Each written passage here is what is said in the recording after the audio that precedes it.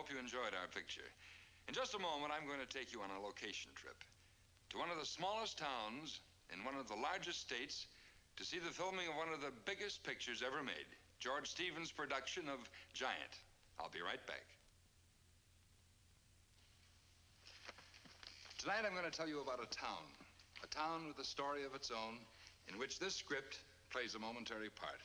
50 days in a history of over 105 years. Now, most of you probably haven't even heard of this town. And I'm sure that the people who live there won't feel insulted if I say it's not exactly a metropolis. It's...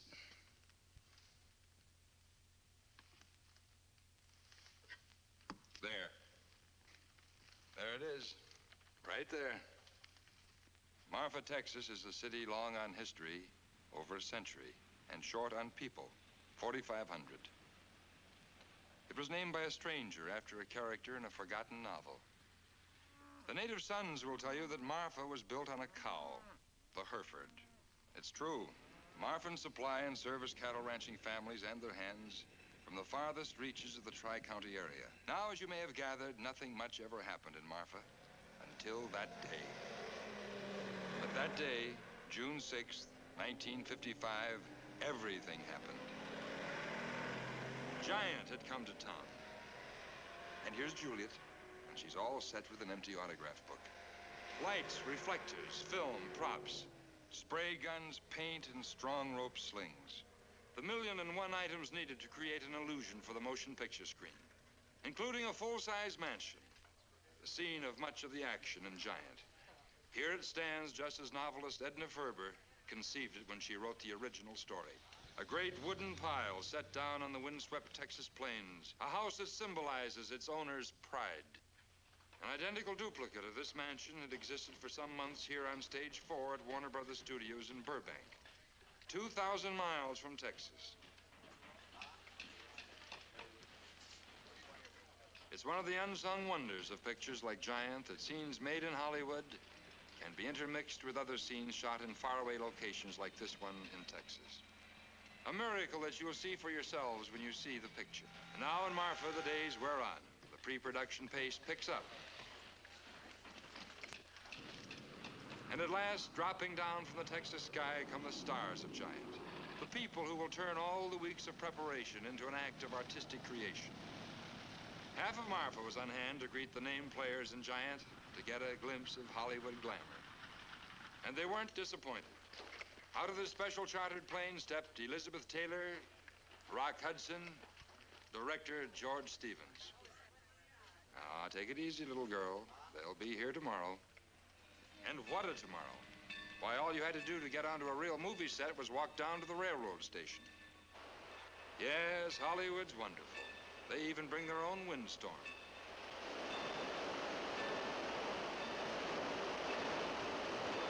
But the good citizens of Marfa did more than just watch a motion picture being made. Our casting director saw to that. Of Marfa's 4,000 people, 150 got a chance to do something right at home that most of us have to go to Hollywood for. They got a chance to act in a picture. And what a picture. There goes the director, Mr. Stevens. You're just standing there talking and visiting, no moving around. Now the rest of the people just stand around and visit. The little girls, run around, girls, fast. Run way out of the field. Keep going, keep going, keep going. Keep going, girls. Hold it. Just keep that autograph book hidden, Juliet. The Giant Company spent 70 days in Marfa. 70 days that shook Marfa's world. Days filled with the sounds and sights and emotions of show business.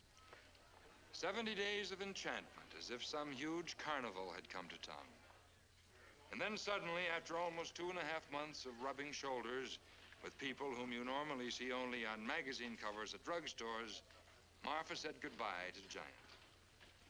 And what had Giant left behind? Let's ask Mr. Billy Cruz. I think it kind of did us good. Nice folks. Business was never better. Ask Mayor Cofield.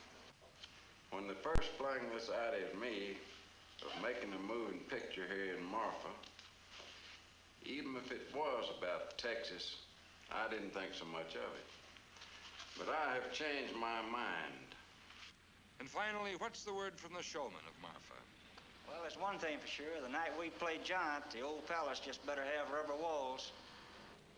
But some citizens of Marfa weren't even a little bit content. Like this little girl. She's been trying for 70 days to get an autograph. They're going home without even saying goodbye. Oh, wait a minute. What's this?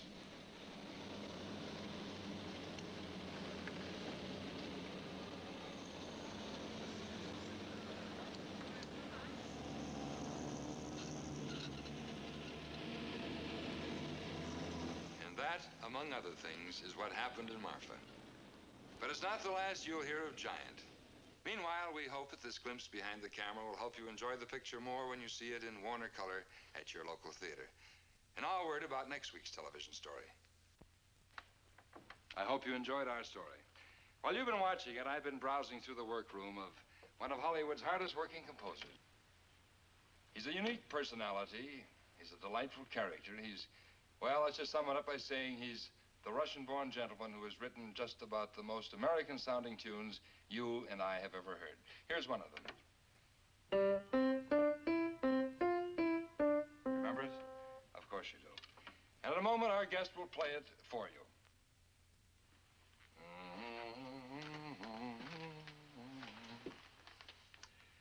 We all know the name of that song, but who wrote it? Do you know? Well, I could say he's Hollywood's most eminent composer of music for motion pictures. But to identify this particular gentleman, words don't help. His personality is better demonstrated than described. And for that purpose, let me take you back to the night of the 27th Annual Academy Awards, Wednesday, March 30th, 1955. The place, Hollywood. On that occasion, when the gentleman of whom I speak won the award for the best motion picture score of the year, he had this to say. Ladies and gentlemen, for my award, I should very much like to thank Beethoven, Brahms, Schubert, Grieg, Corelli, Palestrina, Mozart, Haydn, Mendelssohn, Johann Strauss, Oscar Strauss, and Richard Strauss. You're not forgetting Verdi and Puccini, are you? Oh, Verdi and Pucci. Thank you very much. I'm awfully sorry. Thank you, Mr. Puccini. Ladies and gentlemen, one of Hollywood's most distinguished composers, currently the music maker for the new George Stevens production, Giant, the fabulous Mr. Dmitri Tiomkin. How do you do? You know, Mr. Tiomkin... Oh, please. Dmitri. Dmitri. That's right. I always wondered, that night when you won your Academy Award, why did you thank those other composers? For their help. Yeah, I know, but they were dead long before you were even born. Lucky for me. But seriously, Dmitri, how did you start composing? I really don't start composing and begin. I start improvising. That was in old silent days of silent movies. Where? In St. Petersburg. St. Petersburg? Yeah, but St. Petersburg, no, in Florida. Can I play for you? Please do.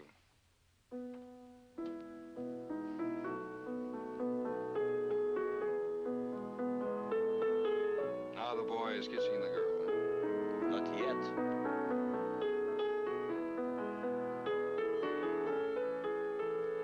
Now he's kissing.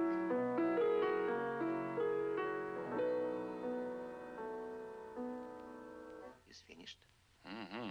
Since those faraway days, Mr. Tiomkin has gone right on, not improvising, but composing some of our best-loved music. For example, the hit ballad from High Noon, in case you didn't know.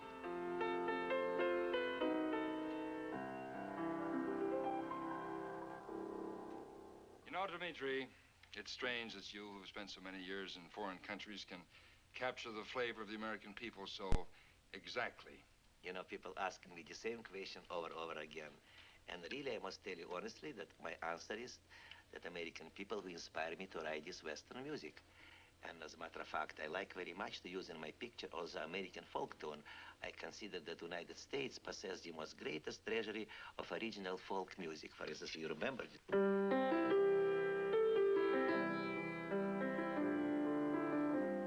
Remember this? Old cowhand. That's right.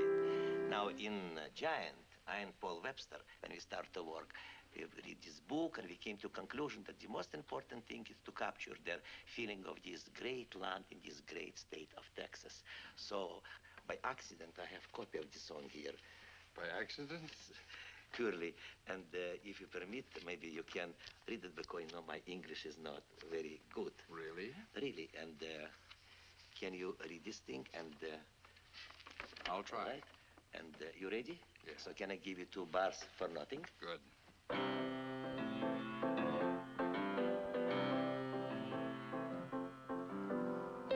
This, then, is Texas. Lone Star State of Texas. This, then, is Texas. Land I love. Austin and Houston and Alamo, El Paso, Crystal City Way. Oh, giant, giant, giant, giant, giant, giant, giant, giant. I have all the love song in this picture. And you happen to have that one with you, too? Yeah, naturally. Now, you know, because my English is really not so good, I hope that you... Yes, I know. I'll Yeah. read the Can you read words this and you thing? play the piano. Now, without 2 bars for nothing. Without 2 Straight, bars. yes. There'll never be anyone else but you. No other love. No one but you. You are my first love.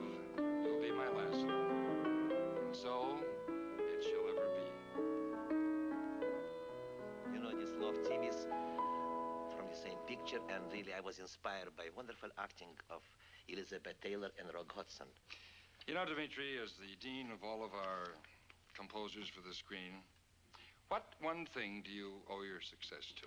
I must tell you sincerely that if I may obtain certain success, I attribute this success to this great, wonderful land where I live, and these wonderful people with whom I have great luck to be associated for so many years. Well, that's a very generous way of putting it. And speaking of success, we all look forward to the success you'll have when Giant comes out. And thank you very much for being with us. Thank you very much, my boy. Thank you very much. Our thanks also to Mr. George Stevens, the distinguished director of Giant. In weeks to come, we'll tell you more about this most important picture adapted from Edna Ferber's novel to be presented by Warner Brothers. And now a word about next week's television presentation.